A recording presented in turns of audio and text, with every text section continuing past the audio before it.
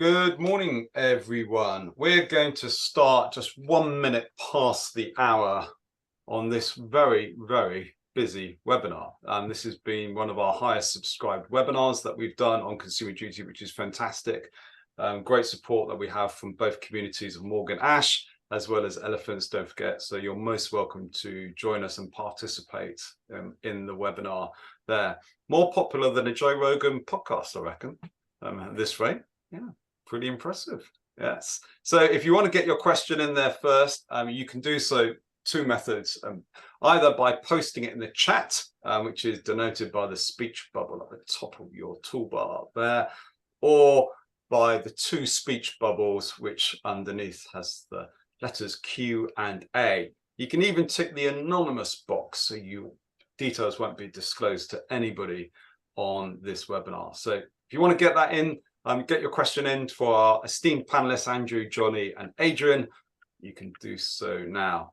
This is an interactive webinar where we'd love to hear your views, get your viewpoints, and we reflect those in the polls that we ask you to participate in, as well as the comments in the chats about what you're seeing and how you're approaching vulnerability in your firm as well. I should say, and I'll repeat myself in just a few minutes' time, but a PDF version of the slides will be made available to you after the webinar. Because we've got so many people on this webinar, if we can't get around to your questions, please bear with us. We will try and get back to you as soon as possible. We might have to take those offline, and the panelists have agreed that they will actually support the answering of those questions. Yeah, give ourselves some slack because it's Easter time there, but we'll do so sooner rather than later there. We'll kickstart in around about a minute's time because we've got a lot to get through there. Okay, thank you, Connor, for taking us up on the offer already of posting your question.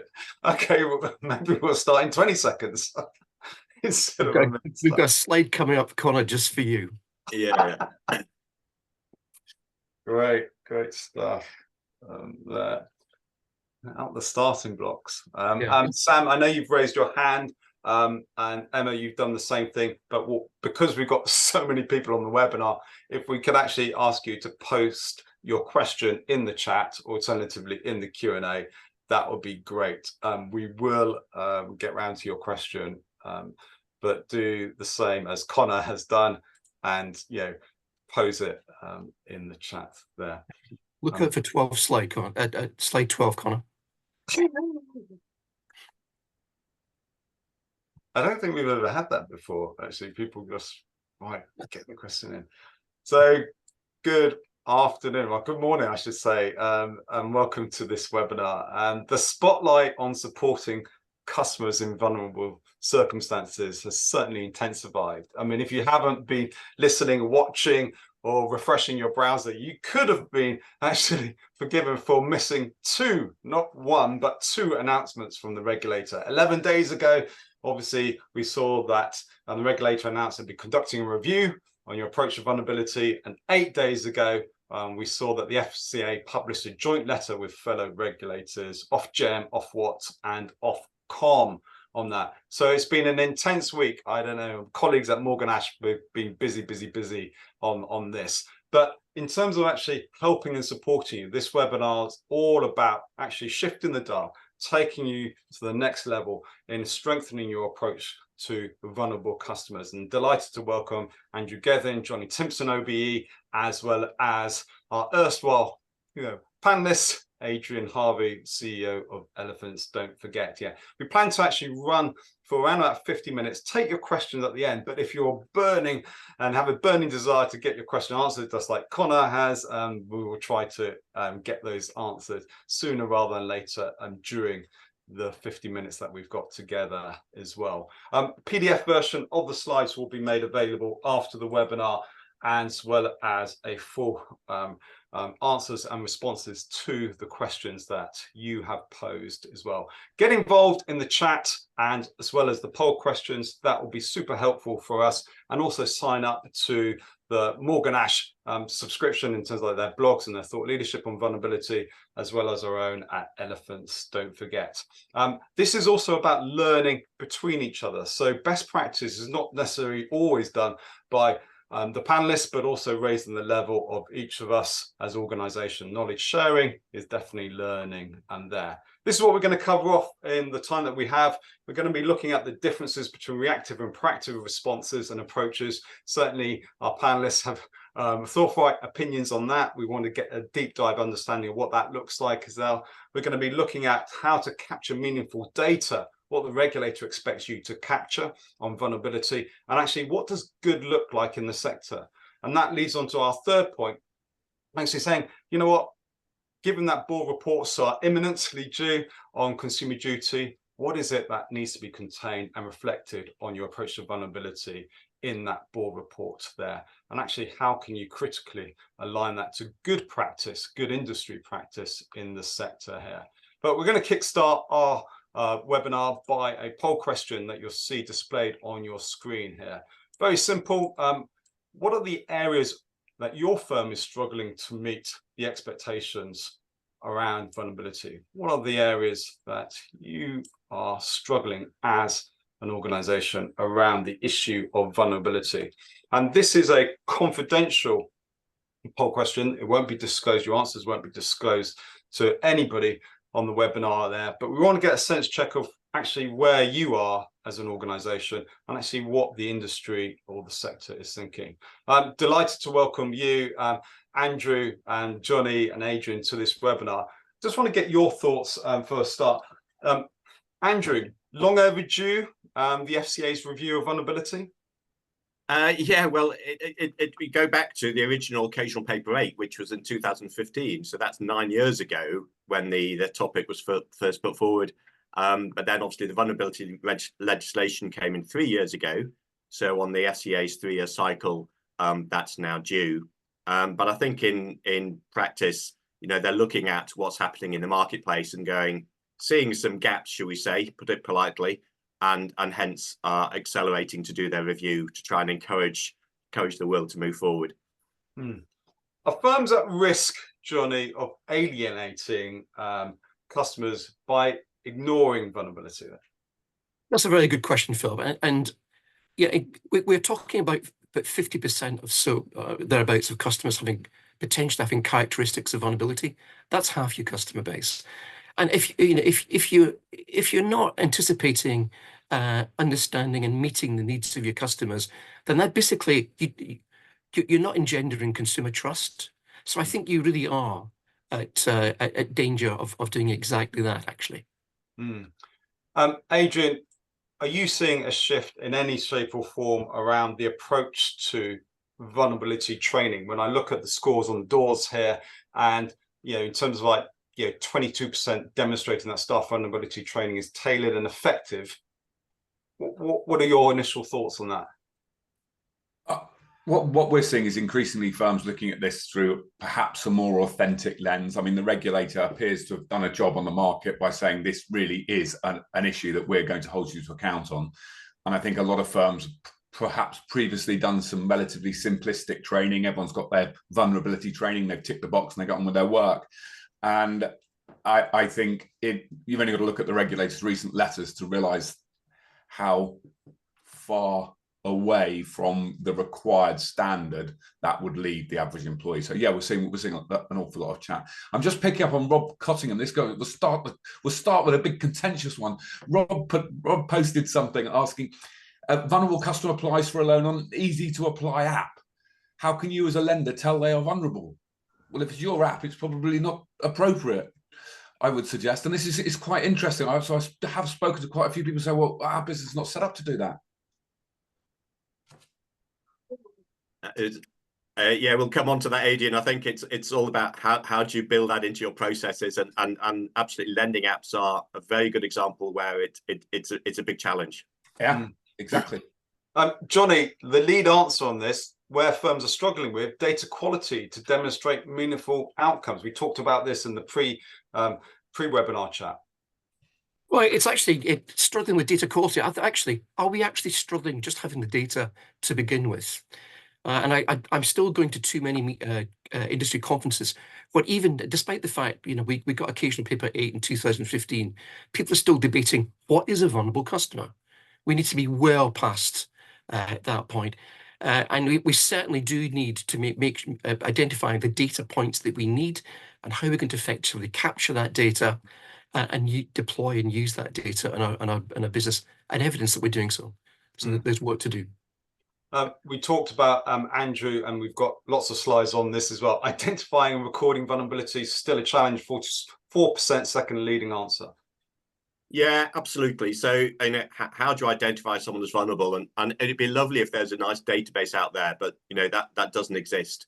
So, in simple terms, our view is the easiest, most economical, and the best way is to go direct and ask the customer. And a lot of people will balk at that, going, "Oh, we can't possibly do that." There is a perception, an incorrect perception, that the consumers won't engage in that, and we've got evidence, proof, and all our customers that that's not the case. Certainly, a few people don't like it, but it's all about. But the vast majority are very happy to do it. So the simple route, the most cost-effective route, is to go direct to the customer. And that throws up some certain challenges as well. But I've Sure. moved on to poll question number 2. How confident are you that your data and MI can, and we've listed a number of answers there that you can populate. I know that I'm going to give you a little bit more time on them because I know that you're going to have to digest certainly some of the responses are there. But coming to you, Johnny, how have firms moved from a dependency on perhaps perception of vulnerability to actually the hard facts and also a technology solution to addressing the identification of vulnerability? Well, Phil, I don't think we've moved anywhere near as far as we need to. And I take you back to the comments that the FCA made on Friday the 15th of March, because they talked specifically about claims, didn't they? And, Yes. and that people claiming on insurance policies, both general insurance and life insurance, actually. The fact that they were rendered vulnerable by the cause of the claim itself wasn't really being captured or not dealt with. And I take you to last week, actually, looking at a swing into the wealth management industry, when the FCA were talking about their thematic retirement review and saying that, well, firms are not capturing capacity of loss assessments information. Well, if they're not capturing capacity for loss assessment, they're missing out on indicators of characteristics of vulnerability as well, and that renders them unable to assess that vulnerability given the drivers that may be applying in that instance. So yeah, we got a long way to go. And when we look at the poll results here, I know there's a lot of information on the poll, but we love our data here at Elephants, don't forget. The slightly confident, not confident at all. Adrian, what are you picking up from those results here? I see that there's a significant issue and challenge around firms struggling with the poll, answer number E, allows comparison of customer outcomes, and then followed by F, allowing senior managers to have the confidence that the firm is delivering good customer outcomes. Yeah, I'm just looking at the spread, the extent, I guess, of the confidence that's coming across in this poll. So I'm looking at all of them, actually, Philip, and I'm looking at that saying, I'm not surprised. Yeah, just echoing some of Johnny's comments. I'm not surprised that the extent of sort of lack of confidence that I'm seeing in this poll. We hear this every day, and it's no big surprise why the webinar is so popular. And hopefully, we'll bring some clarity to that. So I'd be. Let me put it another way. If it was all yellow, Philip, I'd give up.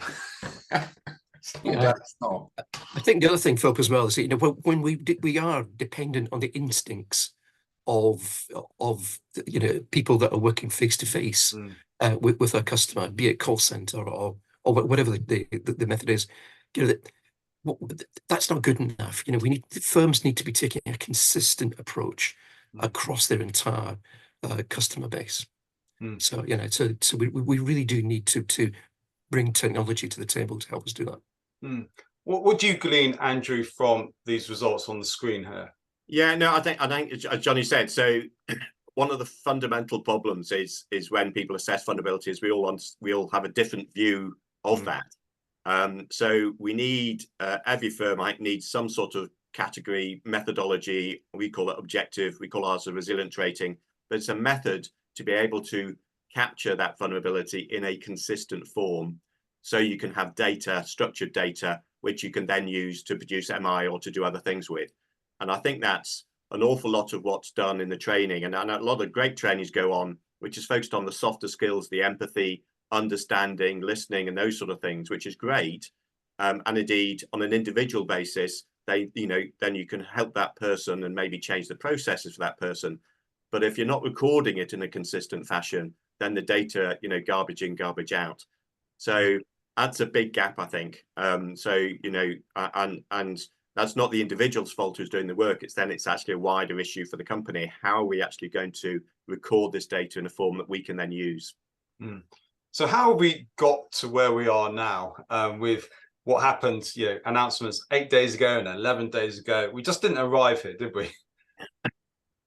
Well, I think in fairness, when Consumer Duty came out, like a lot of things in regulation, we're all slightly on the back foot, and people focused on the fair value and the pricing issues first, on the products, and that took priority. And I'm not saying that's wrong, but unfortunately, the vulnerability bit got sort of pushed down. The fact of vulnerabilities is not one of the 4 cross-setting, cross-cutting rules.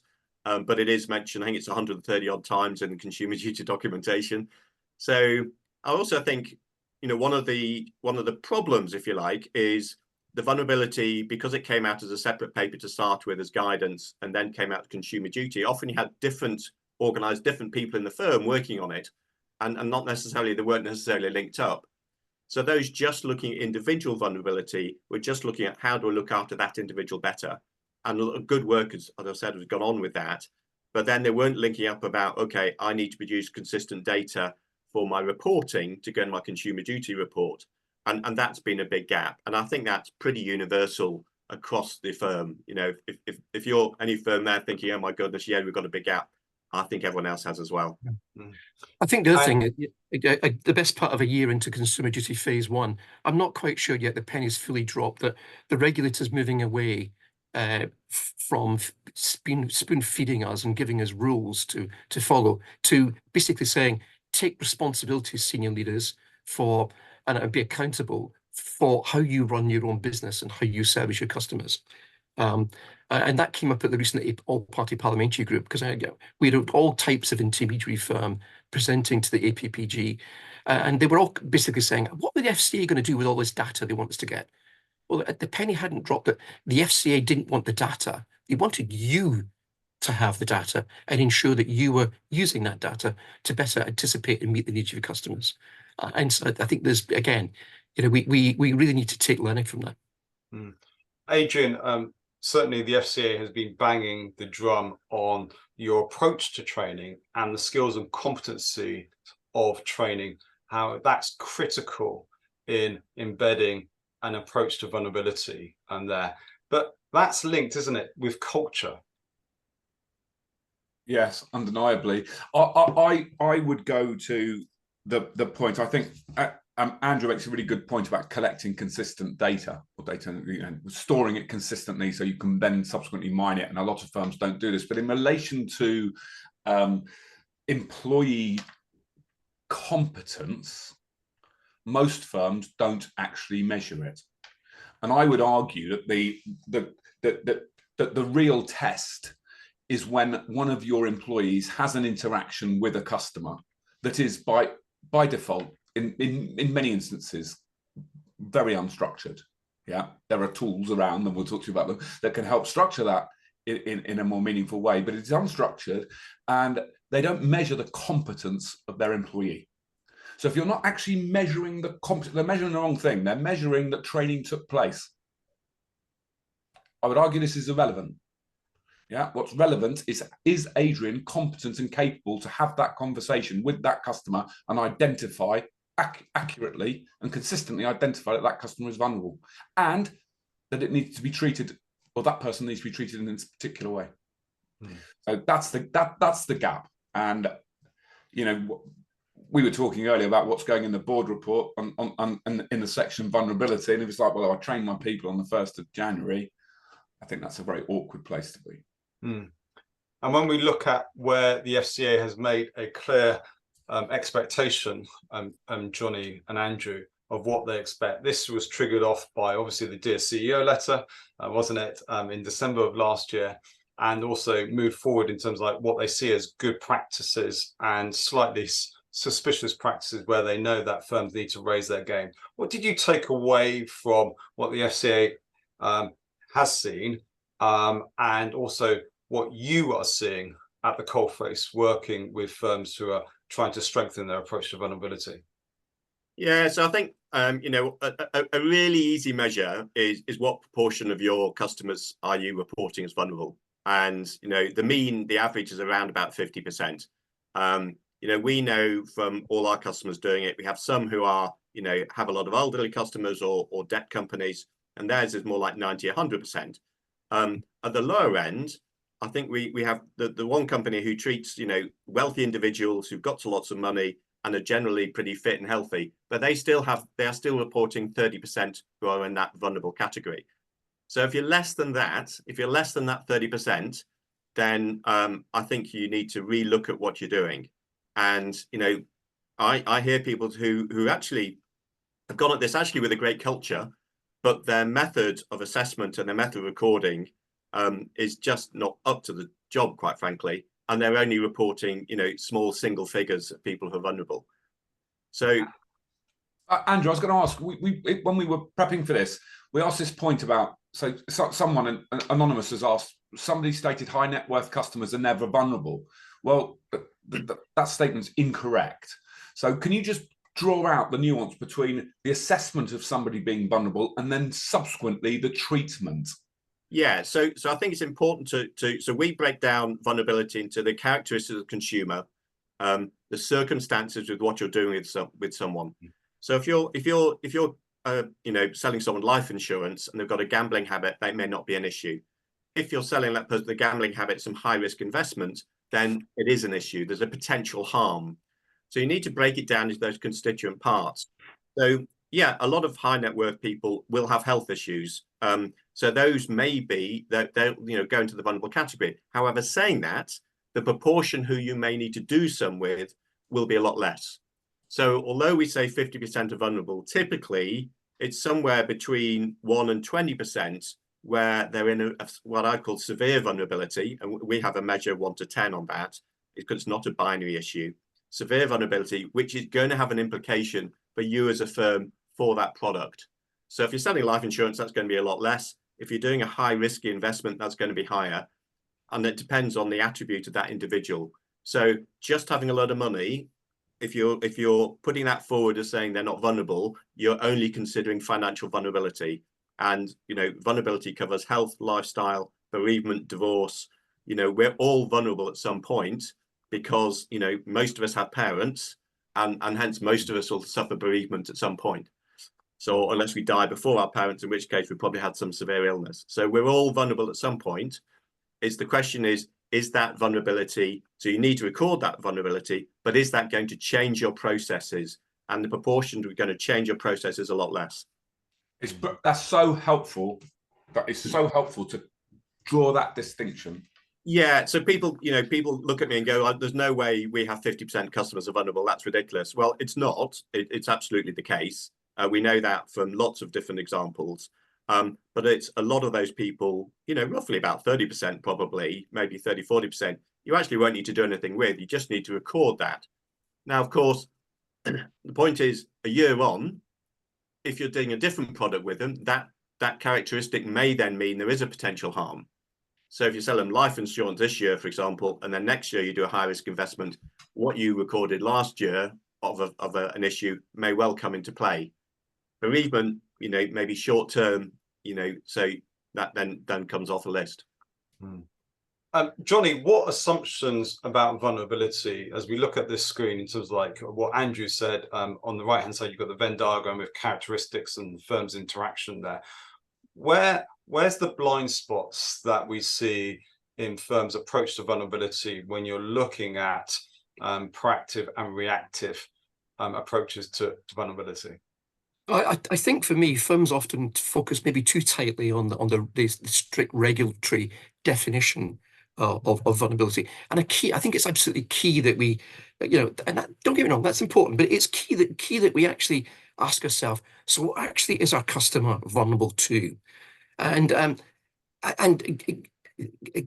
this helps them then kind of tease out, what the wider implications are for maybe our product design, the delivery of our service and support. I think it's important also that we're great at putting customers into boxes, aren't we? Categorize them. It's important that we don't do that. I mean, some customers, the cause of their vulnerability may be the same, but the difficulties that they actually face could differ completely. And different causes of vulnerability may have the same effect, but it's important that we take, I think, a wide view, and rather than just taking a very narrow view at a particular vulnerability. I mean, one of the pick up on something. Quite a lot of the questions are around the assessment of vulnerability and whether or not the customer, perhaps my parlance, whether the customer fesses up or answers your questions truthfully. I mean, at the end of the day, you have to, you do need to evidence that your processes are robust and that you have an appropriate governance and a structure in place such that when Adrian's on the phone, we have taken all reasonable steps to assess his vulnerability. The fact that Adrian chose to lie or swerve the questions, that's Adrian's issue. And I don't think the regulator is saying that you have a legal responsibility to force Adrian to tell you the truth and fess up that he's a gambling addict. So I think the issue is, because there's a lot of questions on this sort of theme, the issue is, what is your process? Is it fair and reasonable? Yeah. And do your people genuinely understand that? Or are they simply paying lip service to it and pointing to the process, oh, well, I sort of asked him and he didn't answer, so I just swerved it. Yeah, you're absolutely right, Adrian. I think having that evidence, so, we know not everyone will be totally honest, and particularly when they get into the addictions of gambling and alcoholism. So, but as long as we can demonstrate we've done reasonable endeavors to find out, then, we can do that. In a few years' time, we'll be sitting there looking at our consumer duty reports and saying, well, we've done this, we've looked at the outcomes and we've discovered that, those with mental health are getting worse outcomes than the resilient. And, did we do enough to find that out to begin with? Is there anything we can do? And maybe the answer is, there isn't, a lot more we can do. We've put in some mitigating strategies, but that's the learning loop the FCA is asking us to go through.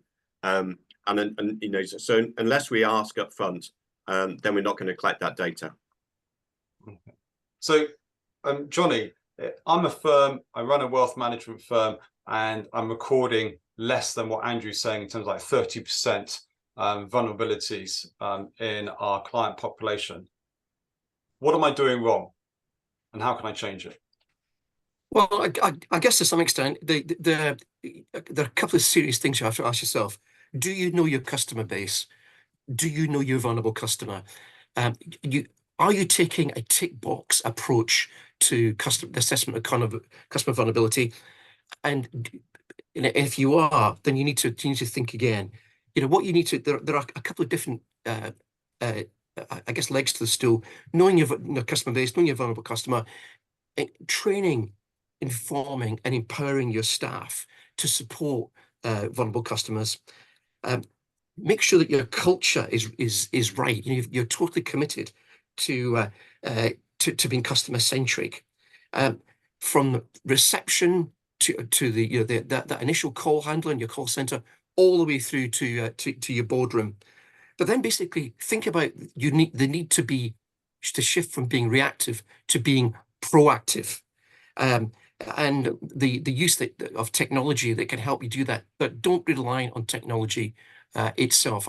I'm talking to too many companies at the minute, basically saying, Gen AI will sort all this problem for us. Well, it won't actually in itself. Yeah, I can I can give examples of wealth management companies who've come to us, and the compliance guys say that we trained all our advisors on vulnerability, but then we went around, did an audit a few months later, and they still weren't asking the questions. They essentially defaulted back to normal business. They weren't asking the questions. We weren't uncovering it. We're getting less than 10% of people recorded as vulnerable. I spoke to another outfit the other day who would actually seem to be doing a pretty good job, but the trouble is they were only reporting when they were making a change in process. They weren't reporting all the vulnerabilities. So their data was just really poor. So the answer, in my view, is you have to be more systematic about it. You need to put in processes and put it in place. Personally, I would go direct to the consumer, or certainly look at that as an option, and only default to doing it with the agent or advisor doing the assessment. And if the agent advisor is doing the assessment, at least give them a template so they can cover all the topics. Otherwise, if they're just doing it off their own bat each time, they're never going to remember all the items to cover. And just for a data point on that, never going to remember, a few years ago, we broke the 100 million interventions mark. Yeah, the average level of in-role competence specific to your organisation and your policies and procedures is 52%. That means an employee knows, or is 52% competent on average. Now, that's comforting, but there are some employees down at 25. Yeah.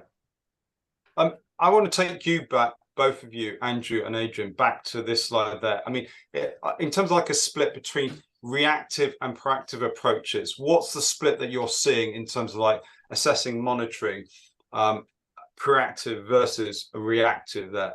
Andrew, you first. Adrian, I'll be interested in what you're seeing as well. Yeah, so a lot of people started by being what I'd call reactive. So they're only responding when the customer volunteers information, or when the customer phones in, they're then having a conversation with them, they're picking it up in that conversation.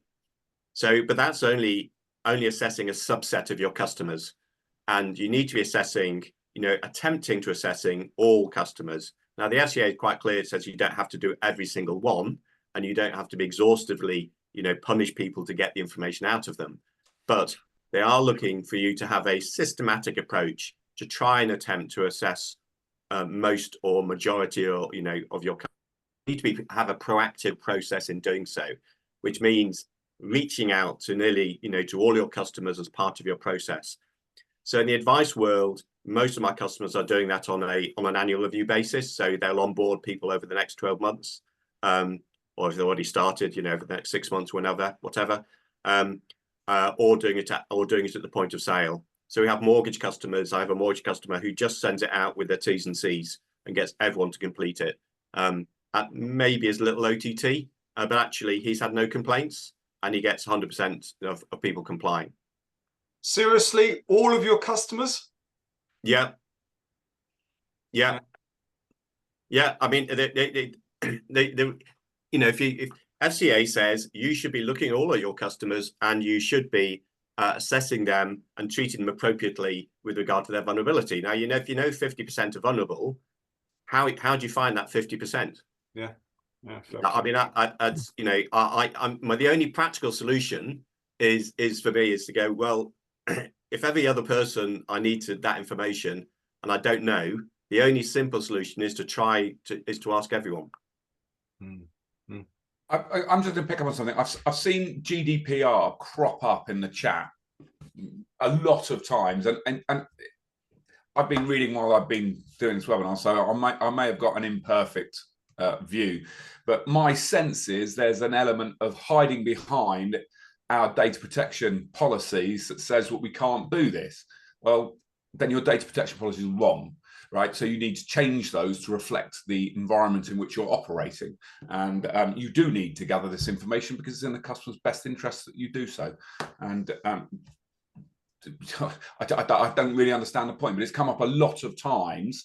And funny enough, we were talking earlier whether or not there was a sense in the market that the regulator was being too onerous and had overstepped the mark and was interfering in how firms were running their business. And with one possible exception that I came across, where the regulator was advising that you didn't have any measures on employees that presented vulnerable. I think the general intent of Consumer Duty is spot on. I do think that in some instances it perhaps has gone to a level of detail that the regulator had to adapt. You picked up on an interesting point, Adrian. Andrew and Johnny, viewpoint on GDPR, because that comes up time and time again. Well, do you get explicit consent? Yeah, so I think quite rightly, GDPR, you can get fined large amounts of fines for not complying with it. So a lot of companies will say you can't hold that data as a from the top down, and we understand that. From a consumer duty point of view, yes, we are collecting personal sensitive data, which is special category data. In our approaches, we get explicit consent from the consumer. That's built into the process. That's recorded. We've got evidence of that. We comply subject to access request. We can provide all the information that they've provided. If they want to delete the information, we can delete all the information. So we comply with GDPR. So we built systems around to do that. And I think if you're building your own systems, you need to do exactly the same. I think people start from a point of view of saying, well, I've got this system. I want to write something in the comments box. And, the legal team says, don't write in the comments box a whole load of personal sensitive information, because there's no way we can delete it at another time. There's no way we can do a subject access request and so forth. So it's kind of, it is sensitive information. You have to comply with GDPR. So your systems and things need to be able to do that. And yeah, that if you're doing it yourself, that'll require may well require quite a lot of IT work.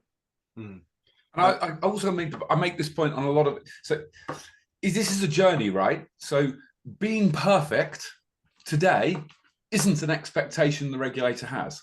Yeah, being able to substantiate and evidence that you're on a reasonable journey to achieving standards on a continual improvement basis is what the regulator wants to see. So if your current systems are antiquated and don't allow you to capture that data in a way that you can subsequently delete it, then that's a system replacement that you need to schedule into your ongoing business journey. Now, if you schedule that in for 50 years forward, you might have a problem. But if it's in the scheme of things reasonable, you're complying. So sorry.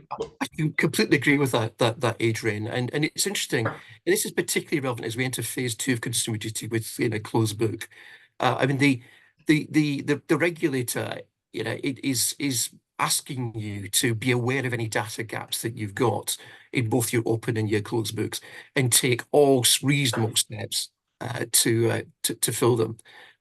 So yeah, I completely agree with the point you're making. And I think these consumer duty reports are going to be saying we now recognise the gaps and we have plans to try and to do that. I think it's highly unlikely anyone's going to be perfect in being able to produce a report that we're all aspiring to. Yeah. Equally, it's good to see also the FCA now join other regulators in talking about smart data sharing, and that's I think very much going to be a developing conversation with the ICO over the next couple of weeks and months as we go forward. That makes a lot of sense. But certainly, there are things I think we can do now. I mean, I'm conscious that in the protection marketplace, for example, a lot of financial advisory firms would like companies to tell them when Johnny has made a claim, because that as an advisor, I'm also advising Johnny on his mortgage, on his pension planning portfolio, and his investment portfolio. So the fact that he has now basically held his hand up and said, "I'm critically ill," that's got that's got wider implication for other areas of his financial health. So tell us when a claim is being submitted. Some firms are doing that and are comfortable doing it, others are not. And I think it's important we get to an agreed position on that as soon as possible. I think the FCA letter last Friday talking about vulnerability from claims hopefully will be the prompt for developing that discussion. Yeah, if I can jump in there, Philip. So one of the requirements obviously is to monitor the consumer through the duration of your product life cycle, which for long-term products, be it an advice relationship or product relationship, it's multiple years. in a distributed value chain with manufacturer and distributor, then who has that obligation? Now, it doesn't matter who does it, as long as it is done. And, you know, but a lot of cases at the moment, we're not seeing that progress. One of the obvious ways, as Johnny referred to, as being informed from, in that case, from the claim point of view, from the manufacturer to the distributor. But actually, there could be a whole load of situations, you know, particularly divorce and bereavement, for example, you know, pretty common, that those will need to be informed between one to the other. So how is that information passing? And that's where this whole issue of data sharing comes in, because either the two have their own systems and we call them totally separate, or they share that data between them.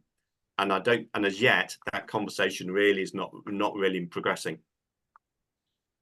Where do you think firms, and we've divided it into 5 boxes here, or 5 columns here, where do you think firms are struggling with, and where do you think they need to perhaps raise their game? So where is it that they can get the greatest leaps and significant shifts in preparation, not only for their board report in July, but also their approach to vulnerability?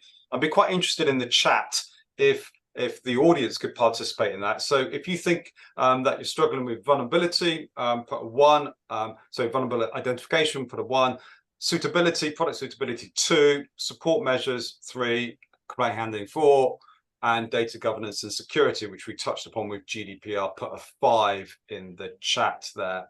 Andrew, pick a column, any column. Well, I think we're still at you know, base 1 and getting the identification of vulnerability, you know, right. And I you know, I think I mean, there has been some really good, I'd call, vertical work looking at particular vulnerabilities. So firms have teamed up with particular charities and that sort of thing, and are doing, you know, for a particular sector, be it Cancer UK or Age UK or something like that. And I don't want to not, you know, it's all really good, and it is all, you know, helping people in need and supporting them that need. So, but I think the systematically being able to understand the vulnerability of your customers is still the biggest challenge. And to some extent, that's base 1, really. Johnny, for you? Well, a couple of things for me. I think if I take column 1, vulnerability identification, I mean, I think a simple exercise for everyone on this call is assume the persona of a customer who's got a number of vulnerabilities, because most customers are going to probably have a few, not just one, and they are going to intersect. And then basically then look at your own website and see, just check how accessible is your website to a customer presenting with these vulnerabilities. Even the fact actually asking you, do you ask on your website what access support needs do you have? That in itself is a way just to prompt a conversation. But then going back to complaint handling, I think as an industry, we've been so far too focused on what and trying to capture learning from on vulnerable customer needs from complaints. That's an expensive way of doing it. So I think we really do need to invest in getting smart and getting ahead of the game and being proactive and starting to utilize technology to help us do that. And that could be, using analytical software to monitor customer interactions, using chatbots, things like this. But be mindful that technology in itself is not the total answer. I can't make a judgment call. It's like a House of Commons debate, whether the eyes have it or the nose have it there. But I think that the first answer was definitely number 1, column 1, and also 3. When we talk about intervention triggers, it goes back to our more leading and lagging indicators, Adrian. So defining proactive interventions so that we actually anticipate potential harm. That's going to be where firms should absolutely see their key objective on approaching consumer duty. Spot on. So when you're running a business, I'm sure plenty of people on the webinar will know, when you're running a business, lead indicators, these are scarce. Yeah. There's a load of lag indicators. We've made all these mistakes and here's all the data to prove it. That's helpful, and we'll go and rectify that. But in a perfect world, you have a forward-facing radar, yeah, to show you the problems on the horizon before they occur. So if you think that number 1, the identification point was the most common answer, we would argue that firms really should be investing appropriately in helping their frontline people identify issues up front. yeah, and not wait, yeah, as Johnny says, for the complaint to come in and deal with it in a backward facing way. So for me, and I would then go to make the point that if you're recording less than 50% of your customers, for example, as being vulnerable, then maybe the root cause of that is that your people and your systems to support your people in doing so are inadequate in this respect. Mm-hmm. And there are some quick wins and some effective learns, not only from the industry, but also from what the regulator wants. Andrew, key questions that firms on this webinar should be asking themselves are listed on the left-hand side. Do you want to pick out one or two questions that you think you would, if you're a recipient of this webinar or a learner on this webinar, would you actually want to actually say, I need answers to this question? So that I'll maybe repeat myself. The really simple one is, what proportion are you picking up as vulnerable? Then are we being proactive and trying to assess everyone? If you're then getting those, are we then, what are our triggers to do with those people? And that you can set as policy, and then you can say, okay, for what level of severity for that particular treatment? The outcomes one obviously comes later, and in reality, not many people have got there yet. But if we can start looking, so those would be my really simple takeaways. Okay. And then when we look at, this is an article that's posted. I posted the link of this article into the chat so you can have a look at it. Johnny, do you think really that vulnerability is an afterthought, or is that an exaggeration? I don't think it is, actually. I think it plays out differently in different sectors from some of the work that I'm involved in at the minute.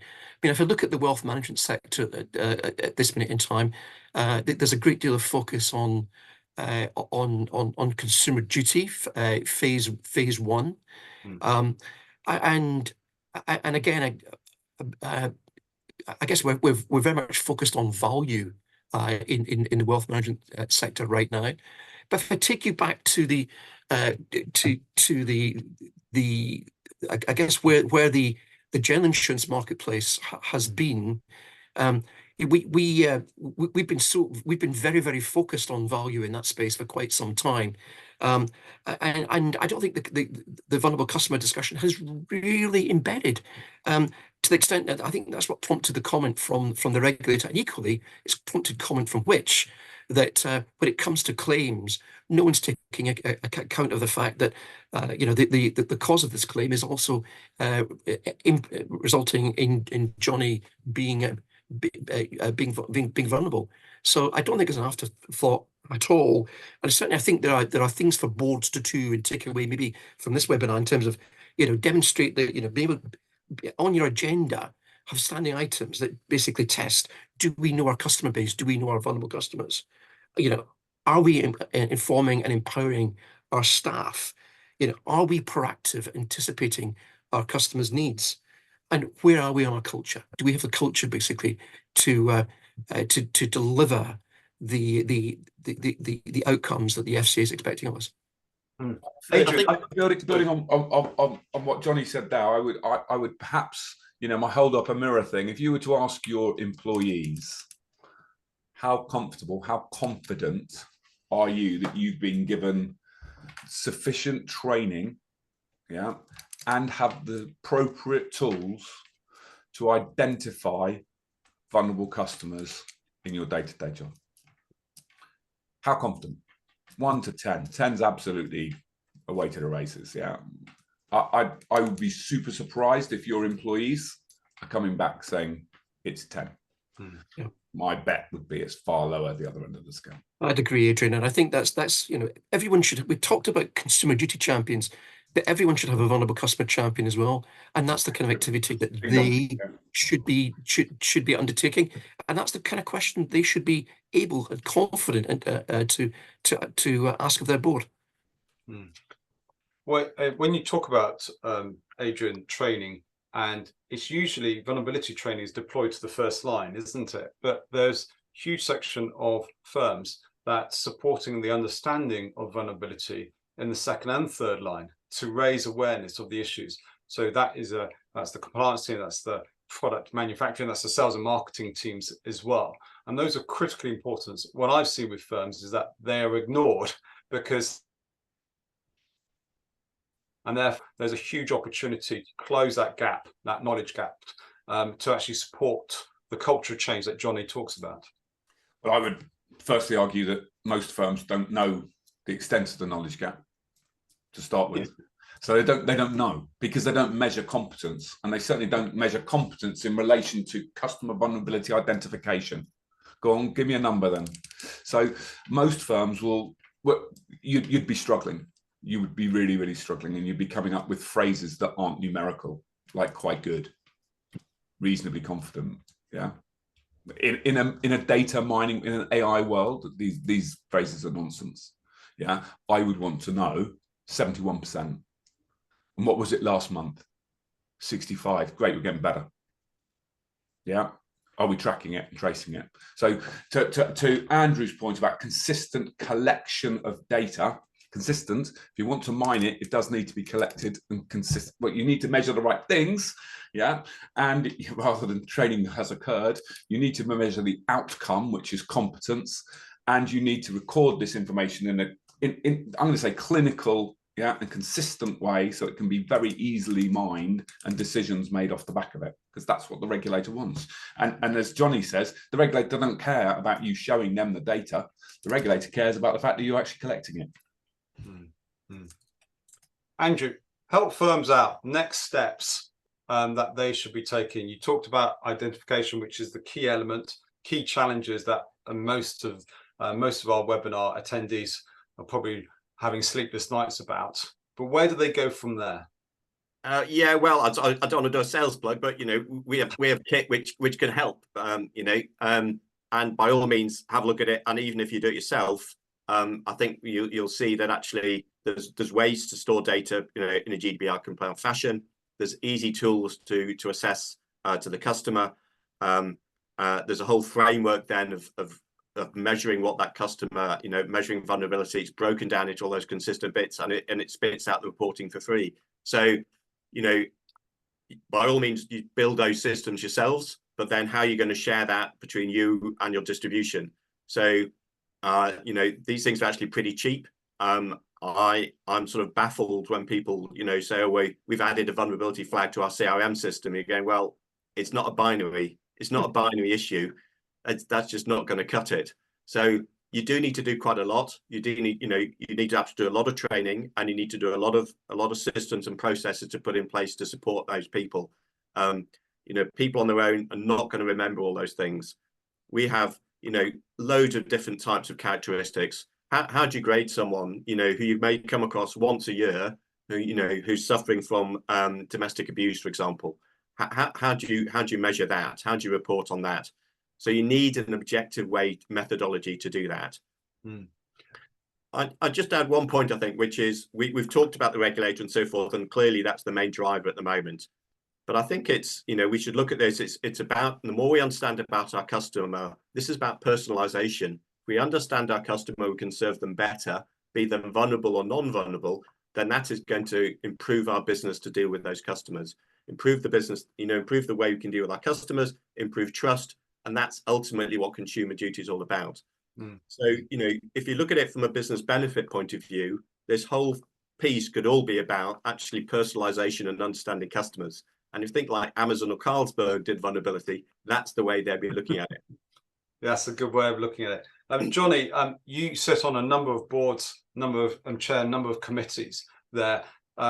What is the board going to be asking members of this webinar to report or to evidence now and in 3 months later or this time next year? Well, it's a good question, Phil. I think it comes down to, how well do we know our customer base? How well do we know our vulnerable customers? And bear in mind that if we're not getting a number of our vulnerable customers may well have protected characteristics, we may be breaching a Quality Act if we're not getting this right as well. And bear in mind, a Quality Act is a number of anticipatory duties. But so know the customer base, know where you are with your staff. Do your staff are your staff informed and empowered? Are you using your technology proactively? And have you got, is your culture in the right place? Now, I think your consumer duty champion can be a Ned. I think your vulnerable customer champion needs to be someone who's in your business that can own those kind of 4 issues: customer, staff empowerment, proactive use of technology, and culture. And they need to have the support to be able to challenge the board. And I think if you're not doing that already, you really ought to be adopting that model. Yeah. Okay. We've actually done, for the first time in probably 3 years since we've done a webinar, we've actually got time for some questions, or to answer some questions. So panelists, do you want to rifle through the number of questions and comments that you have seen in the chat and the Q&A? And if there's anybody who wants to pose a question before we leave and depart, please do so. Let's see if we can get through as many as possible. Fingers and buzzers, panelists. In no particular order, Andrew, what are you looking at and seeing? Can I pick up vulnerability as a phrase? Because this has caused a few people to comment. I think it's a really triggering phrase, you know.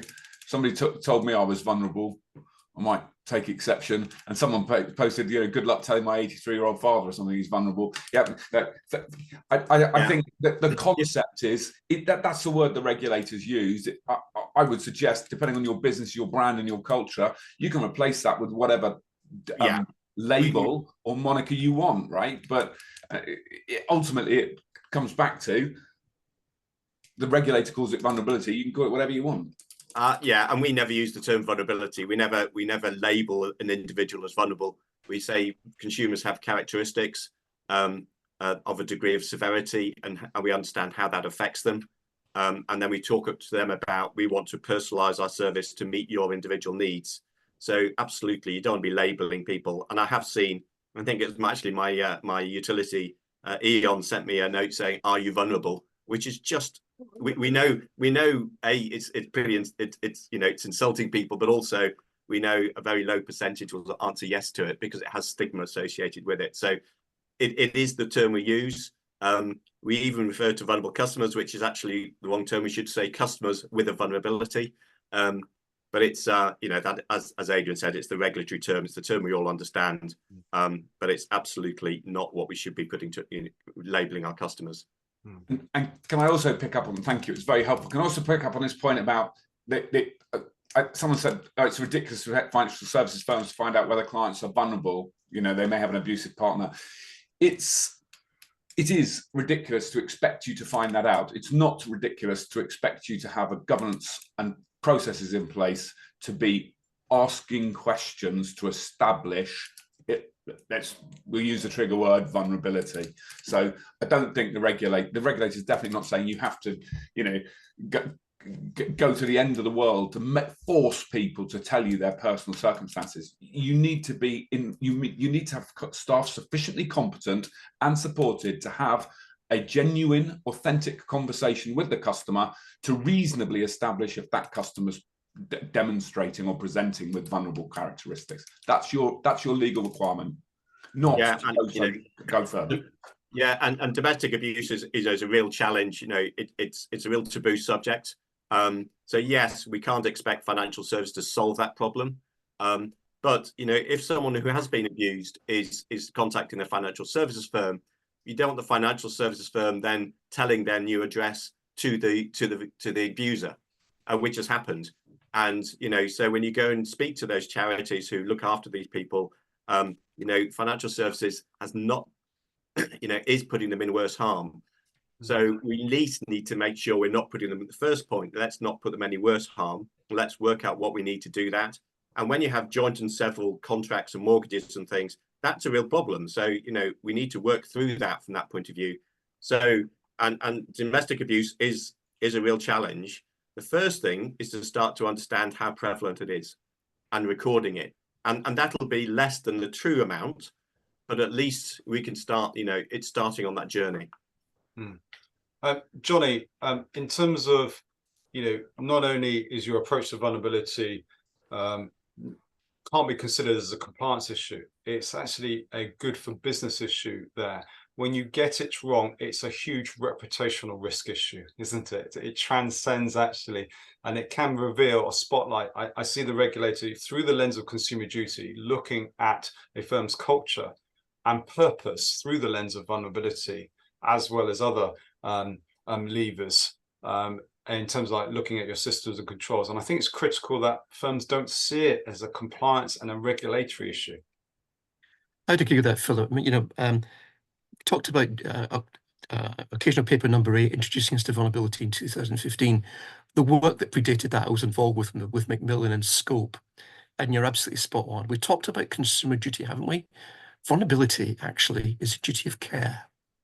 That's, and it's one that all of us as financial services practitioners need. It should be at the heart of what we do individually. It's part of our purpose, part of the culture of the organizations that we work for. Great. Final thoughts before we wrap up and say goodbye. Thank you very much, by the way, for responding to that last poll question. What are you going to do differently? That was just a reflective exercise. I've got my learning geek hat on. So that's been positive in that respect. But also I want to encourage you that we actually put into action what we say on this webinar. We will commit to obviously showing the PDF version of the deck. There's a lot of information in that. Also, lots of questions that you've actually very kindly posed to us. We'll endeavour to respond to those there. But please do reach out to colleagues Johnny, Andrew and Adrian, and we'll put the details there in the follow-up email after this webinar.